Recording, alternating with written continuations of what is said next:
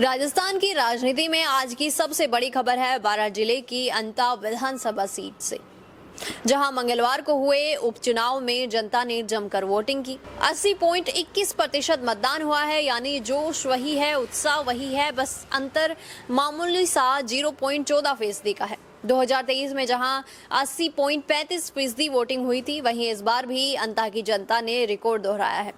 अंता में इस बार वोटिंग ने प्रत्याशियों की धड़कनें बढ़ा दी हैं।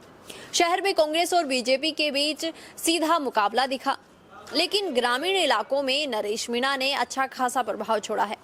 युवाओं का जोश, महिलाओं की भागीदारी और साइलेंट वोटर्स ने चुप्पी तोड़ी है। ये तीनों फैक्टर इस बार चुनाव का गणित पलट सकते हैं, और ये लगातार चौथी बार है जब अंता सीट पर 80% से ज्यादा वोटिंग हुई है। 2008 में परिसीमन के बाद बनी अंता सीट पर हर बार जनता ने बदलाव के लिए वोट किया है। अंता में भाजपा से मोरपाल सुमन और कांग्रेस से प्रमोजन भाया मैदान में हैं। निर्दलीय नरेश मीणा ने मुकाबला त्रिकोणीय बना दिया है। मतदान प्रतिशत ने प्रत्याशियों की धड़कन बढ़ा दी है। वोटिंग प्रतिशत को लेकर राजनीतिक पार्टियां अपने अपने हिसाब से हार जीत के समीकरण लगाने में जुटी हैं। ईवीएम में कैद प्रत्याशियों की किस्मत का पहला फैसला 14 नवंबर को सामने आने वाला है। रिजल्ट के सामने आने से अंता की जनता ने किस पर भरोसा जताया है, ये भी पता लग जाएगा। इस बार परिस्थितियां थोड़ी अलग हैं। मुकाबला 3 प्रत्याशियों के बीच में है।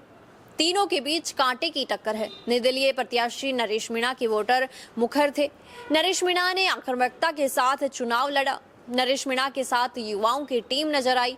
बीजेपी शुरुआत में कमजोर नजर आई। बीजेपी के स्थानीय नेताओं की दूरी ने पार्टी की चिंताएं बढ़ाई। पूर्व सीएम वसुंधरा राजे के मैदान में उतरने के बाद पार्टी की स्थिति मजबूत हुई। बीजेपी की तरफ से पूरी सरकार चुनावी मैदान में थी। कांग्रेस प्रत्याशी प्रमोजन भाया ने भी इस बार चुनाव को अलग ढंग से लड़ा। पिछले चुनाव की गलतियों को ध्यान में रखते हुए फूंक फूंक कर कदम रखा। व्यक्तिगत संपर्क पर ज्यादा फोकस किया। चुनाव को युद्ध जैसे लड़ा। प्रचार के अंतिम दिन भाया के समर्थन में कांग्रेस ने शक्ति प्रदर्शन किया। पूर्व मुख्यमंत्री अशोक गहलोत, प्रदेश अध्यक्ष गोविंद सिंह डोटासरा, नेता प्रतिपक्ष टीकाराम जूली, सांसद मुरारी लाल मीणा, पूर्व मंत्री शांति धारीवाल, चुनावी प्रभारी अशोक चांदना ने एक मंच से प्रमोजन भाया के लिए वोट मांगा। मतदान के दिन अंता शहर में बीजेपी और कांग्रेस के बीच मुकाबला देखने को मिला, जबकि ग्रामीण इलाकों में त्रिकोणीय मुकाबला रहा। वोटिंग प्रतिशत के आंकड़ों ने दोनों प्रमुख दलों की धड़कन बढ़ा दी। वोटिंग ट्रेंड भी बता रहा है इस बार मुकाबला काफी कांटे का है। इस बार हार जीत का अंतर काफी कम रहेगा। राजनीतिक दल अपने अपने हिसाब से हार जीत के समीकरण सेट करने में जुट गए हैं। इस बार अंता की जनता किसको जिताकर विधानसभा भेजेगी, ये तो 14 नवंबर को ही पता चलेगा। अब सबकी निगाहें टिकी हैं 14 नवंबर पर, जब ईवीएम से निकलेगा जनता का फैसला। कौन जीतेगा अंता की बाजी? क्या बीजेपी फिर दिखाएगी दम, या कांग्रेस करेगी वापसी, या फिर निर्दलीय नरेश मीणा करेंगे बड़ा उलटफेर?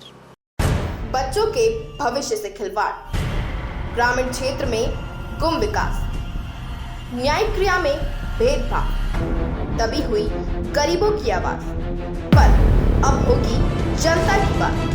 सड़क से पहुंचेगी संसद तक आवाज, सिर्फ